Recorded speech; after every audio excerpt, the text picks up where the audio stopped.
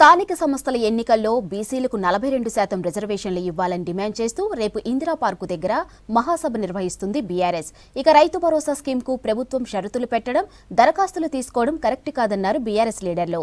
షామీర్పేటకు metro పొడిగింపుపై భిన్నాభిప్రాయాలు వ్యక్తం చేశారు ఎమ్మెల్యే కేపీ వివేక, మాజీ ఎంపీ వినోద్. ఇక ప్రభుత్వ నిర్ణయం బీఆర్ఎస్ విజయమని కేపీ అన్నారు.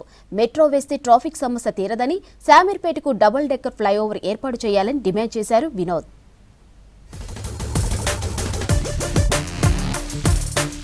రేపు ఇందిరా పార్కు దగ్గర నిర్వహించతలపెట్టిన బీసీ మహాసభపై బీసీ సంఘాలతో సమావేశమయ్యారు భారత జాగృతి అధ్యక్షురాలు ఎమ్మెల్సీ కవిత.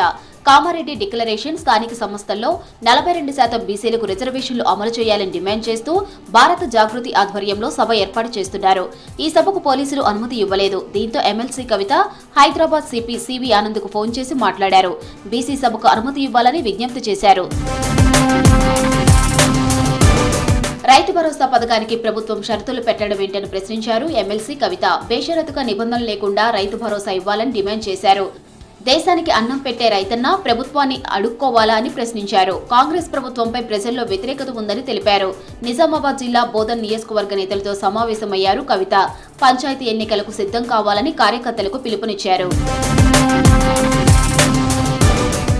గ్రామాన బీఆర్ఎస్ కార్యకర్తలు రాష్ట్ర ప్రజల పక్షాన విరామం లేని పోరాటం చేస్తున్నారని తెలిపారు. ఆ పార్టీ వర్కింగ్ ప్రెసిడెంట్ కేటీఆర్ ఎన్నో అక్రమ కేసులు పెట్టినా, ఎంత వేధించాలని చూసినా మొక్కవోని ధైర్యంతో నిలబడ్డారని చెప్పారు. కార్యకర్తలకు ఎక్స్లో న్యూ ఇయర్ విషెస్ చెప్పారు కేటీఆర్. రేపటి తెలంగాణ రాజకీయ ముఖచిత్రంపై బీఆర్ఎస్ కార్యకర్తలు వజ్రాయుధాలని తెలిపారు. దశాబ్దాల పాటు కోట్లాడి తెచ్చుకున్న తెలంగాణపై కాంగ్రెస్ కుట్ర చేస్తుందని ఆరోపించారు. ప్రభుత్వ వైఫల్యాలను అడుగడుగునా ప్రశ్నిద్దామని పిలుపునిచ్చారు. మెట్రో పొడిగిస్తూ ప్రభుత్వం నిర్ణయం తీసుకోవడం బీఆర్ఎస్ పార్టీ రాష్ట్ర ప్రజల విజయమని తెలిపారు BRS MLA KP Vivekananda. BRS అధికారంలో ఉన్నప్పుడు కేసీఆర్ మెట్రో విస్తరణపై నిర్ణయం తీసుకుని డీపీఆర్ రెడీ చేయించారని చెప్పారు. ఎన్నికల ఫలితాల తరువాత కేసీఆర్ ఆనవాళ్లు లేకుండా చేయాలని, రేవంత్ రెడ్డి మెట్రో విస్తరణపై ఎలాంటి నిర్ణయం తీసుకోలేదని విమర్శించారు. ఇప్పుడు తప్పును సరిదిద్దుకున్నారని చెప్పారు ఎమ్మెల్యే. రాయదుర్గం నుండి షామీర్పేట వరకు అయితే పనులు కూడా ప్రారంభమైనాయి.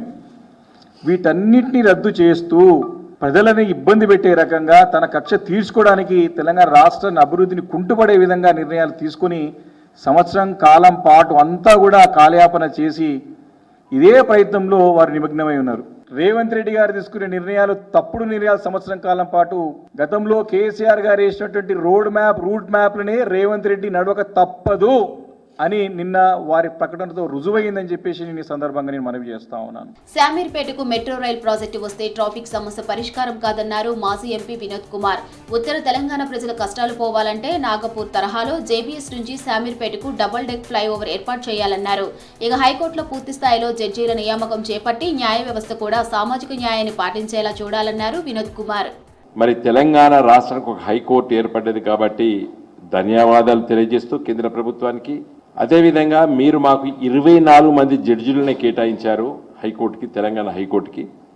సుప్రీంకోర్టు చీఫ్ జస్టిస్గా ఎన్వి రమణ గారు చీఫ్ జస్టిస్గా అయిన వెంటనే మరి దాన్ని పరిష్కరించి తెలంగాణ రాష్ట్ర హైకోర్టుకి శాంక్షన్ స్ట్రెంగ్త్ హైకోర్టు జడ్జెస్కి 42కు పెంచడం జరిగింది. మరి నేటికి 6 సంవత్సరాలు అయినప్పుడు కూడా 42 మంది జడ్జిలు సంపూర్ణంగా రిక్రూట్మెంట్ కావడం లేదు.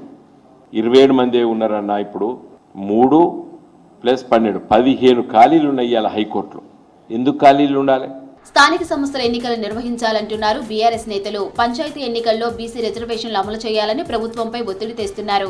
కార్యకర్తలను ఎన్నికలకు సన్నద్ధం చేస్తున్నారు.